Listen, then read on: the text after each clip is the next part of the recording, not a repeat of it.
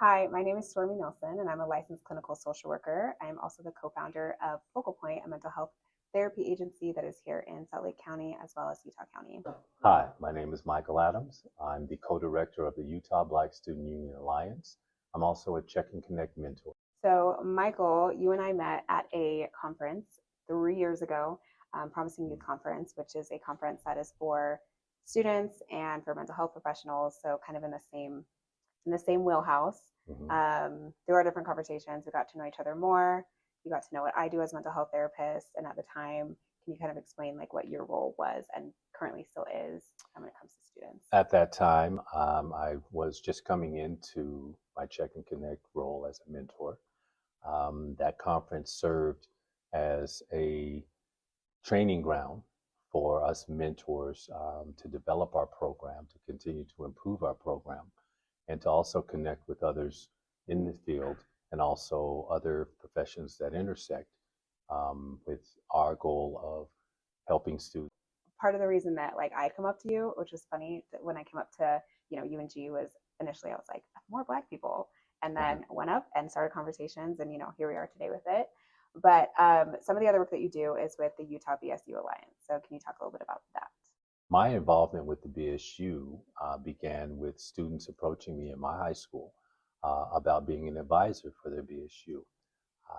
At that point, sitting down with them and finding out their needs and things that they would like to do and things that were needed, it opened up the conversation, not only for my students, but looking back at my experience here in Utah and what we needed, what our needs were, and these opportunities were few and far between. So, it's very important now at this particular point in my life, being in that environment.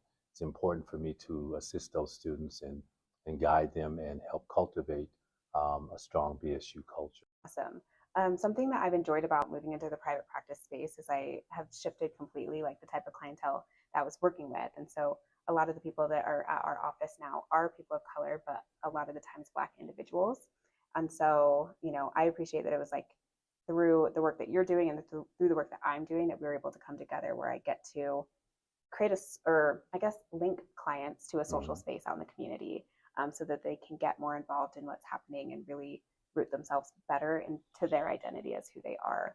And so as you know, it was through some of our conversations that this idea of the Black Mental Health and Education Summit came to be. But I guess what are your thoughts on that and how, your opinion of it and where we are today with it? Well, I think, one thing from our introduction and having the opportunity to sit down with you and Brandon at that time, it was very positive. And really, our conversation sparked, a lot of feelings and thoughts of what can we do? How can we collaborate? How can we come together?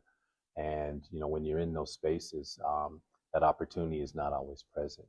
You really have to be intentional about meeting people. And, it was easy for me to connect with you and Brandon. And I felt that sometime down the line, we should certainly work together.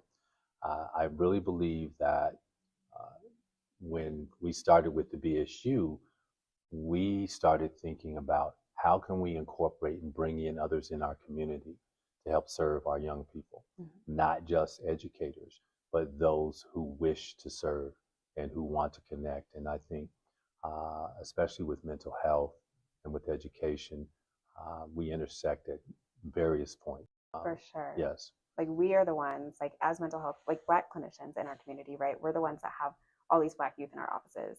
And all of you guys, like Black educators, also are in charge of and oversee Black youth at your schools or in the district. And there's just such a need there where it's like there needs to be more advocacy for them. They're so bright and have a lot to offer, and it needs to be fostered. And I think that that's the goal of both of us that we both share is like fostering that with these kids. So what are some of the things that we kind of outlined to expect at the summit? Well, I believe that first and foremost, something that you mentioned was our collaboration. The Black Hair, Black Minds event that you put on, it was a wonderful event, a beautiful event. That was a catalyst for what I believe are a lot of the different events that take place now. They don't have to be similar in scope or nature, but the fact that we're bringing together and putting in the same space people who are intentional about focusing on the needs of Black people. And so I think that's very, yeah, I believe that this matters because, our students, we have some amazing students, brilliant students, and in many of these situations in their environments, those things aren't always cultivated and nurtured. And I think that, it's incumbent upon us that we reach out to students and find out how they're doing. We do have students that are dealing with challenges. Not only that, living here in Utah, it is very necessary to connect with people. And we are not in a densely populated area for Black people. So it's necessary for us to reach out to one another. It's very necessary for us to reach out to one another. So, at this summit, we hope to engage people and speak to them in a way where it is impressed upon them the importance of connecting, creating community, reaching out to our students, reaching out to their families, and helping to bridge gaps and also connect with others in the profession. We have many in the educational profession that are not acquainted with one another. And we think that that's very important. I think you guys have done a wonderful job in the mental health field of connecting with each other with some of your events and just your networking. And so, there are, many things that I think that this summit will provide for people. So really encouraging everyone to take advantage of this. Yes, no, and I'm excited for it. Like I said, we are the ones that are working with our students all day long, but we also know like the burnout that it comes with the profession sometimes, where it's like you want to do so much and there's just not time and there's not energy. And that's where I'm like, we heal in community, we network together, we are better together, stronger together. And so if we can have these conversations with everybody and hopefully empower the educators and empower these mental health professionals a little bit more, where they feel like they can advocate for our students, or at least know that they have support in their efforts from the rest of us. That's the hope. That's the takeaway. Yes, I totally agree with you, Stormy. Empowering folks, empowering people to really believe that they can make a difference. Yeah. And on a larger scale, I mean, it starts with one student at a time, but it also starts with just making those connections with others. And I believe that this is an opportunity with this summit to empower people. It's our hope and our mission to have Black educators and Black mental health therapists believe that their impact is far reaching, not only with students or clients in their offices and schools, but also in the community. We have the ability to affect our community in a positive way. And I'm hoping that this summit encourages people to do that. Yes, for sure. Empowerment is definitely the piece. And we are living in very interesting times.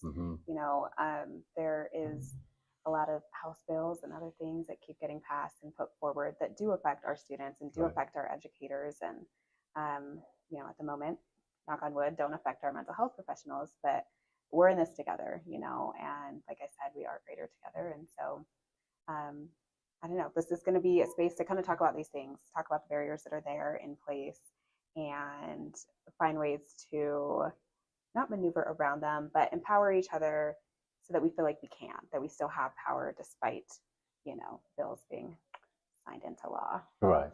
And, I truly believe, and I know this, that our power is immense. And, one thing that is extremely important that we all understand is regardless of bills being passed, things being put in place as obstacles being placed in our way, it is very important that we understand that part of our history is moving through and overcoming things that are placed in our way to deter us, to detract us, to stop us. It has been shown that our history that we cannot be stopped when, as a collective, we come together and work for the greater good. Yep.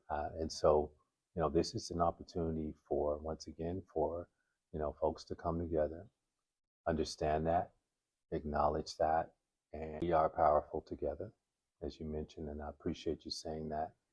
And it is important that we continue to think that way, that we have a community mindset and that we operate out of a community mindset. And our young people are looking to us and they're looking at us. Mm-hmm.